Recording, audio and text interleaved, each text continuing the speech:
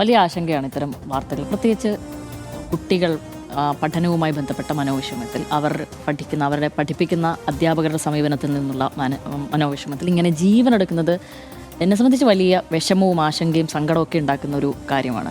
എന്താണ് സത്യത്തിൽ നമ്മുടെ സർവകലാശാലകളിൽ, നമ്മുടെ കോളേജുകളിൽ വിദ്യാർത്ഥികൾക്ക് സംഭവിക്കുന്നത്? ആരാണ് ഇതിന് ഉത്തരവാദി? ഇത് അരുണാചൽ പ്രദേശിൽ നിന്ന് വന്ന ഒരു വിദ്യാർത്ഥിയാണ് ഇപ്പോൾ ആത്മഹത്യ ചെയ്തത്. മീർപു എന്ന് പറയുന്ന ഈ വിദ്യാർത്ഥി. അയാളുടെ ഒന്നാമത്തെ പ്രശ്നം ഭാഷാപരമായ പരിമിതിയായിരുന്നു. പലതരത്തിൽ ഭാഷാപരമായ പരിമിതി ഇവിടെയുണ്ട്. കാര്യങ്ങൾ ഇവരെ ബോധിപ്പിക്കാനും പഠനം തുടർന്നു കൊണ്ടുപോകുമ്പോഴും ഒക്കെ അതിനെ അതിജീവിക്കാനാണല്ലോ വിദ്യാർത്ഥികൾ ശ്രമിക്കുക. ആ മട്ടിലൊരു ശ്രമത്തിലാണ് ഇയാൾ പലവട്ടം ഈ പ്രശ്നങ്ങളൊക്കെ അധികൃതരോട് ബോധിപ്പിച്ചിട്ടുണ്ട്, കോളേജ് അധികൃതരോട്. ഇതൊരു പ്രശ്നമാണെന്ന് ബോധ്യമുള്ളത് കൊണ്ടാണല്ലോ റോജി എം ജോൺ അടക്കം, അതായത് ഉന്നത വിദ്യാഭ്യാസ മന്ത്രി അടക്കം ഈ വിഷയത്തിൽ ഇടപെടുന്ന ഒരു സാഹചര്യം ഉണ്ടായത്. അവിടെ ഒന്നും വഴങ്ങാത്ത നിലപാടാണ് ഈ MA കോളേജ് മാനേജ്മെൻറ്റ് സ്വീകരിച്ചത്. അവിടെ 18 മാർക്കാണ് ബാക്കി എല്ലാ എഞ്ചിനീയറിംഗ് കോളേജുകളിലും ക്രെഡിറ്റ് സ്കോർ. ഇവിടെ 22 ഇത് 22ലേക്ക് എത്തിക്കാൻ വല്ലാതെ കഷ്ടപ്പെടുന്നുണ്ട് കുട്ടികൾ. അങ്ങനെ ഇയർ ഔട്ട് ആകുമെന്ന് ആശങ്കയിലുണ്ടായിരുന്നത് 20 വിദ്യാർത്ഥികളില്ല. 20ഓളം വിദ്യാർത്ഥികൾക്ക് അങ്ങനെ ഇയർ ഔട്ട് ആകുമെന്നുള്ള ആശങ്കയിലായിരുന്നു. അപ്പോൾ സ്വാഭാവികമായും അവരുടെയൊക്കെ ഓരോ വിദ്യാർത്ഥിയും വരുന്ന ജീവിത സാഹചര്യം ഓരോ തരത്തിൽ വ്യത്യസ്തമായിരിക്കും. ഈ ഓട്ടോണമസ് കോളേജുകളുടെ സ്വഭാവത്തിലേക്ക് കാര്യങ്ങൾ പോയതിന് ശേഷം ഏതാണ്ട് പൂർണ്ണമായി തന്നെ അധ്യാപകർ ഒക്കെ ഒരു കൈൻഡ്നെസ് അത് വേണ്ടേ, വിദ്യാർത്ഥികളോട് കൈൻഡായിരിക്കണ്ടേ? അതില്ല. അതിനു പകരം അവരെ ഈ പട്ടാള ചിട്ടയോടെ ഈ കാര്യങ്ങൾ നടപ്പാക്കുക എന്ന രീതിയിലേക്ക് പോയി. പിന്നെ വിദ്യാർത്ഥി സംഘടനകളുടെ ഇടപെടൽ ഇവിടെയൊന്നും ഇല്ല. ഈ ഓട്ടോണമസ് കോളേജുകളിൽ അവരുടെ പരമാവധി വിദ്യാർത്ഥി സംഘടനകളെ തലപൊക്കാതിരിക്കാൻ വേണ്ടിയിട്ടുള്ള പണികളെല്ലാം അവർ സ്വീകരിക്കും. അപ്പോൾ അവരുടെ ഒരു ഏകാധിപത്യ ലോകം എന്ന മട്ടിലാണ് ഓട്ടോണമസ് കോളേജുകൾ പലതും പോകുന്നത്. MA കോളേജിൽ അത് തന്നെയാണ് സംഭവിച്ചത്. അത് മാത്രമല്ല, ഇതിലേറ്റവും ഈ വിദ്യാർത്ഥികൾ സമരരംഗത്തേക്ക് കടക്കുന്നത് എങ്ങനെയാണ്? ഈ വിദ്യാർത്ഥി ആത്മഹത്യ ചെയ്ത് അന്ന് രാത്രി ഇതുമായി ബന്ധപ്പെട്ട് പോലീസ് സ്റ്റേഷനിലേക്ക് അവർ നീങ്ങുകയും പ്രതിഷേധം സംഘടിപ്പിക്കുകയും ഒക്കെ ചെയ്യുമ്പോൾ മാനേജ്മെൻറ്റ് വളരെ വേഗത്തിൽ പോലീസ് സ്റ്റേഷനിൽ സ്വാധീനം ചെലുത്താനും അവരുടെ 16 വക്കീലന്മാർ പല വഴിക്ക് പാഞ്ഞു വന്ന് ഈ പ്രശ്നത്തിൽ അവരെ മാനേജ്മെൻറ്റിനെ സംരക്ഷിക്കാൻ വേണ്ടിയിട്ടുള്ള ഇടപെടലുമൊക്കെ ആയിട്ട് അവിടെ രംഗത്ത് വരുമ്പോൾ അവിടെ നിൽക്കുന്ന വിദ്യാർത്ഥികൾ നമ്മളെ വിളിക്കുകയാണ്, ഇതാണ് ഇവിടുത്തെ സീൻ, നിങ്ങൾ ഇടപെടണം, സഹായിക്കണം എന്ന്. ആ സമയത്താണ് മാധ്യമങ്ങൾ ആ സമരം റിപ്പോർട്ട് ചെയ്യുന്നത്, ഈ ഇഷ്യൂ റിപ്പോർട്ട് ചെയ്യുന്നത്, അതിലേക്ക് കിടക്കുന്നത്. വളരെ വേഗത്തിൽ തന്നെ ഈ കുട്ടിയുടെ മൃതദേഹം അരുണാചൽ പ്രദേശിലേക്ക് കൊണ്ടുപോയി. പക്ഷേ വിദ്യാർത്ഥികൾക്കൊപ്പം ഇരുന്ന് പഠിച്ച ഒരാളല്ലേ ഈ ന്യായമായ ഒരു ആവശ്യത്തിൽ പിന്നാലെ നടന്ന് ഇയർ ഔട്ട് ആകുമെന്നുള്ള ഭീതിയിൽ അയാൾ ആത്മഹത്യയിലേക്ക് പോകുന്ന ഒരു സ്ഥിതി ഉണ്ടാകുമ്പോൾ അവർക്ക് വെറുതെ ഇരിക്കാൻ കഴിയില്ലല്ലോ. ഇതിന് തൊട്ട് മുമ്പ് ഈ രാജ്യം അതിശക്തമായ സമരത്തിലേക്ക് പോയത് 10-20 വിദ്യാർത്ഥികളുടെ ആത്മഹത്യ കണ്ടതിന് ശേഷമാണ് ജന്തർ മന്ദറിലെ സമരത്തിലേക്ക് പോകുന്നത്. ഇതിപ്പോൾ ആ കോളേജിൽ ഒരു പ്രശ്നം ഉണ്ടായിരിക്കുന്നു. ആ വിദ്യാർത്ഥികളോട് സംസാരിക്കാൻ ആ മാനേജ്മെൻറ്റ് ഇന്ന് ഉച്ചവരെ കൂട്ടാക്കിയിരുന്നില്ല. അതെന്തൊരു ധാർഷ്ട്യമാണ്!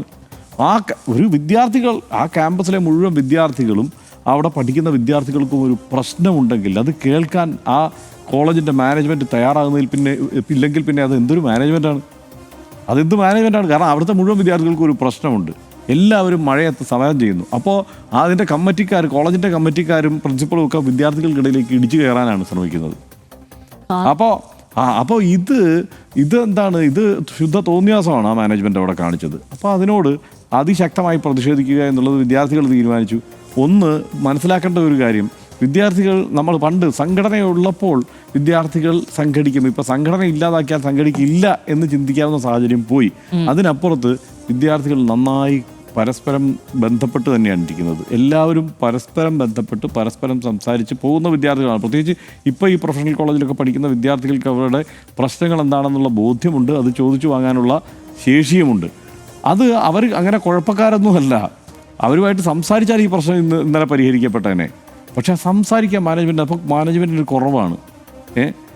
ഞങ്ങൾ ഈ പിള്ളേരോട് സംസാരിക്കാനോ എന്ന സമീപനത്തിലേക്ക് MA കോളേജിൻ്റെ മാനേജ്മെൻറ്റ് പോയി. അതുകൊണ്ടാണ് അത് സമരം രൂക്ഷമായത്. ഇന്നിപ്പോൾ മറ്റ് വിദ്യാർത്ഥി സംഘടനകൾ ഇടപെട്ടു, സംസ്ഥാന നേതൃത്വങ്ങൾ ഇടപെട്ടു സംഘടനകളുടെ. അപ്പോൾ പ്രശ്നം പരിഹരിക്കാനുള്ള ഒരു ചിന്തയിലേക്ക് അവർ പോയി. അപ്പോൾ ഈ മാനേജ്മെൻറ്റുകളൊക്കെ ഇനി മനസ്സിലാക്കേണ്ടത് കോളേജിലെ അതായത് യുവതലമുറ മൊത്തത്തിൽ അവർക്ക് കാര്യങ്ങളെക്കുറിച്ചൊക്കെ ഏകദേശ ബോധ്യമുണ്ട്. അവർക്ക് നേരിടുന്ന അനീതിയെക്കുറിച്ച് അവർക്ക് നല്ല ബോധ്യമുണ്ട്. അത്തരം അനീതിയോട് അവർക്ക് ശക്തമായി ശബ്ദമുയർത്തി പ്രതിഷേധിക്കാനുള്ള ശേഷിയും കൈവന്നിരിക്കുന്നു എന്ന് വേണം. ഇന്നിപ്പം ഇത് സന്ദർഭവശാൽ പറഞ്ഞു പോകേണ്ട ഒരു കാര്യം, ഇന്നിപ്പം മറ്റേ കേരള സർവകലാശാലയുടെ VC മോഹൻ കുന്നുമ്മൽ ഇങ്ങനെ തേഞ്ഞൊട്ടുന്നത് എല്ലാ ചാനലുകളിലൂടെയും ഇന്നിപ്പോൾ നമ്മൾ കണ്ടു. ഒരു VC ആണ്. ഇങ്ങനെ ഒരു VCയെക്കുറിച്ചൊക്കെ പറയേണ്ടി വരുമ്പോൾ എനിക്ക് സങ്കടമുണ്ട്. കാരണം വളരെ എന്താണ്, നമ്മൾ ബഹുമാനിക്കേണ്ട ഒരു തലത്തിൽ നിൽക്കുന്നയാളാണ്. പക്ഷേ എന്ത് ചെയ്യാം, മോഹൻ കുന്നുമ്മലിൻ്റെ രാഷ്ട്രീയ പദ്ധതിയായിട്ട് മുന്നോട്ട് പോവുകയാണ്. അതിനിടയ്ക്ക് സംഭവിക്കുന്നതാണ്. ഇന്നിപ്പോൾ കഴക്കൂട്ടത്ത് 10ാം ക്ലാസ്സിലും +2-നും പഠിച്ച് പാസ്സായ, +1-നും പാസ്സായ മികച്ച വിജയം നേടിയ വിദ്യാർത്ഥികളെ അനുമോദിക്കുന്നതിന് വേണ്ടിയിട്ടുള്ളൊരു ചടങ്ങാണ് നടന്നത്. അത് ആ ഹാള് മുഴുവൻ വിദ്യാർത്ഥികളുണ്ട്. നമുക്ക് ഇത്തരം ചടങ്ങുകളിൽ ഞാൻ പലയിടത്തും പോയിട്ടുള്ളതുകൊണ്ട് എനിക്കറിയാം. ഈ 10ാം ക്ലാസ്സിലും +1-ലും പാസ്സായി വന്ന വലിയ വിദ്യാർത്ഥികളുടെ ഒരു വലിയ സമൂഹം അവിടെ ഉണ്ടാവും. അവിടെ അദ്ദേഹം അവരെ ഇപ്പോൾ ഈ കോക്രോച്ച് ജനതാ പാർട്ടിയെക്കുറിച്ചും അല്ല ജന്തർ മന്തർ സമരത്തെയൊക്കെ തള്ളിപ്പറഞ്ഞുള്ള ഒരു ഗംഭീര പ്രസംഗമൊക്കെ നടത്തിയിട്ട്, നിങ്ങൾ പാറ്റകളല്ല സിംഹങ്ങളാണെന്ന് പറയണം, പാറ്റകളല്ലെന്ന് പറയൂ. അപ്പോൾ പാറ്റകളാണോ? ആരും മിണ്ടുന്നില്ല. പിൻ ഡ്രോപ്പ് സൈലൻസ്. വീണ്ടും ചെയ്യും, പാറ്റകളാണോ? അല്ലെന്ന് പറയൂ. അത് കഴിഞ്ഞ് പിന്നെ അദ്ദേഹം ആവർത്തിക്കാൻ തുടങ്ങി, അല്ലെന്ന് പറയൂ, നിങ്ങൾ അല്ലെന്ന് പറയൂ എന്ന്. ആരും മിണ്ടാനില്ല. ഒരു കുട്ടി അവസാനം ഇയാളെ അപമാനിച്ചു വിടണ്ടല്ലോ എന്ന് വിചാരിച്ചെങ്ങാണ്ട് ഏതോ ഒരു കുട്ടി അല്ല ഒരാൾ ആ ഹാളിൽ മുഴങ്ങിയ ശബ്ദമാണ്. അദ്ദേഹത്തിനത് എന്താണ്, അപമാനിതനായിട്ട് അവിടുന്ന് മടങ്ങേണ്ടി വന്നു. മോഹൻ കുന്നുമ്മലിന് ആ ഒരു VC ആണെന്ന് ഓർക്കണം. ആ പിള്ളേർക്കുള്ള വകതിരിവ് എങ്കിലും അദ്ദേഹത്തിന് ഉണ്ടാവേണ്ടതാണെന്നല്ലേ ഇത് കണ്ടിരിക്കുന്നവർക്ക് തോന്നുക. അതല്ല, ആദ്യത്തെ തവണയെങ്കിലും ഇത് പറഞ്ഞപ്പം കളം വേറെയാണെന്ന് തിരിച്ചറിഞ്ഞ് ഇത് അവസാനിപ്പിക്കാനുള്ള ഒരു ശ്രമം അദ്ദേഹം നടത്തുന്നില്ല. വീണ്ടും വീണ്ടും അത് ചോദിച്ച് വഷളായി. അത് മാത്രമല്ല, ഇപ്പോൾ ഇവിടെ എന്താണ് സിസ തോമസിൻ്റെ എന്താണ് ശങ്കരാചാര്യ യൂണിവേഴ്സിറ്റി, കാലടി യൂണിവേഴ്സിറ്റിയിൽ കാണുന്ന സംഭവം എന്താണ്, കഴിഞ്ഞ 2 ദിവസമായിട്ട് വ്യാപകമായി പ്രചരിപ്പിച്ചെന്താണ്, ഗവർണർ അടക്കം അത് ഇടപെട്ടത് എന്ത് കേസിലാണ്? അതായത് കാലടി സർവകലാശാലയിൽ സിസ തോമസിൻ്റെ ശവമഞ്ചവും വഹിച്ചുകൊണ്ടുള്ള സമരം നടന്നു എന്നല്ലേ പറഞ്ഞത്? അങ്ങനെയൊരു സംഭവം അവിടെ നടന്നിട്ടില്ല. പച്ച നുണ.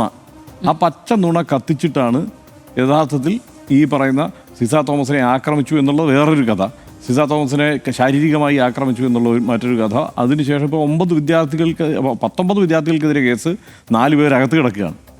ആ നിലയിലേക്ക് കാര്യങ്ങൾ മാറ്റി. അതായത് പ്രതികാര ബുദ്ധിയോടെ, വൈരാഗ്യ ബുദ്ധിയോടെ അവരുടെ രാഷ്ട്രീയം, അവരുടെ പദ്ധതികൾ, ഇതൊക്കെ വെച്ചിട്ട് ഈ പുതുതലമുറയിലെ വിദ്യാർത്ഥികളോട് ഇടപെടുന്നത് ശരിയല്ല. ഇങ്ങനെയല്ലല്ലോ കാര്യങ്ങൾ കൈകാര്യം ചെയ്യേണ്ടത്. VC-മാരായാലും ഇത്തരം കോളേജുകളുടെ പ്രിൻസിപ്പാൾമാരായാലും ഒക്കെ കുറേ കൂടി മനുഷ്യത്വത്തോടെ വിദ്യാർത്ഥികളോട് ഇടപെടുന്ന രീതി ഉണ്ടാവണം. ഇന്നിപ്പോൾ ആ ദൃശ്യങ്ങൾ പുറത്തു വന്നിട്ടുണ്ട്.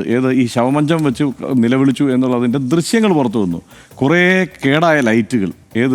ഡ്രാമ സ്കൂളിലെ വിദ്യാർത്ഥികളാണ് ഈ സമരം ചെയ്യുന്നത്. ഇവിടെയൊക്കെ കണ്ടില്ലേ, എന്നാൽ ഇഷ്ടംപോലെ ലൈറ്റ് ഇട്ടിട്ടുണ്ടല്ലോ.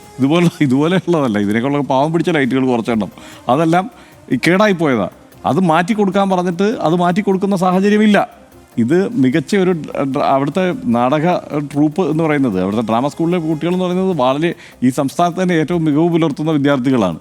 അവർ ഈ ലൈറ്റ് എല്ലാം കൂടെ കൊണ്ടുവച്ചിട്ട് ലൈറ്റ് ചത്തു എന്ന് പറഞ്ഞിട്ടാണ് കരഞ്ഞത്.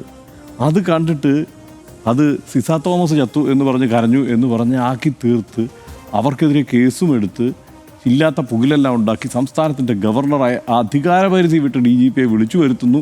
എന്തൊക്കെ പുകിലാണ് ഇവിടെ നടക്കുന്നത്? ശരിക്കും എന്തൊക്കെ പുകിലാണ്? ഇങ്ങനെയൊക്കെയാണോ കാര്യങ്ങൾ ചെയ്യേണ്ടത്? ഈ വിദ്യാർത്ഥികളോട് ഇങ്ങനെ വേണം പെരുമാറാൻ എന്നാണോ നമ്മൾ മനസ്സിലാക്കേണ്ടത്? അപ്പോൾ നമ്മൾ പറഞ്ഞു വന്നത് MA കോളേജിൻ്റെ കാര്യമാണ്. പക്ഷേ ഇതെല്ലാം ഈ സമാന്തരമായി സംഭവിച്ചുകൊണ്ടിരിക്കുന്നതുകൊണ്ട് ഞാൻ പറഞ്ഞു എന്നേ ഉള്ളൂ. അപ്പോൾ ഇത് ഇങ്ങനെയല്ല. വിദ്യാർത്ഥികളെ ഒന്ന് കേട്ടിരുന്നെങ്കിൽ ഇന്നലെ ആ പ്രശ്നം പരിഹരിച്ചേനെ. ഇന്നലെ പരിഹരിക്കേണ്ട വിഷയമാണ്, അത് കേട്ടില്ല. അവരുടെ ആവശ്യം എന്താണ്? ഈ അരുണാചൽ പ്രദേശിൽ നിന്ന് വന്ന ആ കുട്ടിയുടെ കുടുംബത്തിന് നഷ്ടപരിഹാരം കൊടുക്കണം എന്നുള്ളത്, അതൊക്കെ നടക്കുമോ എന്നുള്ളതൊക്കെ കണ്ടറിയണം. പക്ഷേ അവരുടെ ഒരു ആവശ്യമാണ് ആ ആവശ്യം. അതിനെ ഒന്ന് കേൾക്കുക എന്നുള്ളതിന് അവർ തയ്യാറായിരുന്നില്ല. രക്ഷാകർതൃ യോഗം വിളിക്കണം, അത് കേൾക്കാൻ തയ്യാറല്ല.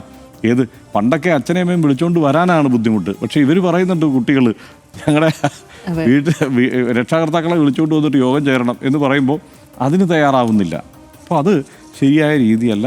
ഇതൊരു പാഠമായി ഒരുപക്ഷെ ഈ കോളേജുകൾ എടുത്താൽ നന്ന്. എടുക്കുകയൊന്നുമില്ല, കാരണം ഇതിനു മുമ്പും പല സമരങ്ങളും ഇത്തരം സാഹചര്യങ്ങളിൽ ഉണ്ടായിട്ടുണ്ട്. ആ നെഹ്റു കോളേജിലൊക്കെ എന്തെല്ലാം പുകിലുണ്ടായിട്ടുണ്ട്. പക്ഷേ അതുകൊണ്ട് എന്തെങ്കിലും പഠിച്ചോ ഈ മാനേജ്മെൻറ്റുകൾ? ഒന്നും പഠിച്ചിട്ടില്ല. ഇനിയും ഇതുപോലെയുള്ള സംഭവങ്ങൾ ആവർത്തിക്കാനാണ് സാധ്യത.